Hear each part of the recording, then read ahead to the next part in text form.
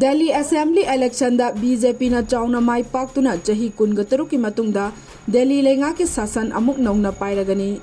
Mikhal asi apunba seat humputara leibagi manungda BJP na seat nipuga nipan amadi hanagi lengak sasan pairiba Aam Aadmi Party AAP na supnatagi seat kungani thoi khakta mai pakpagi phibam da leire. Aam Aadmi Party ge Supremo su oiriba hana Delhi ki Chief Minister Arvind Kejriwal su mahaki lamba BJP ki Mirep Parvesh Verma na Maithiba Pikhre.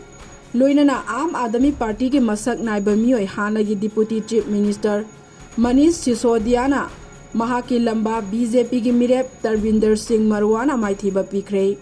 Mikhal asida Aam Aadmi Party ki Supremo Arvind Kejriwal Maithiba Pikhiba BJP ki Mirep Parvesh Verma na social media X ta thadorakhibada Delhi ki miyambu pangthokkiba Mikhal asida BJP na chauna mai pakhan birakpagi damak thagatpa phongdorakli.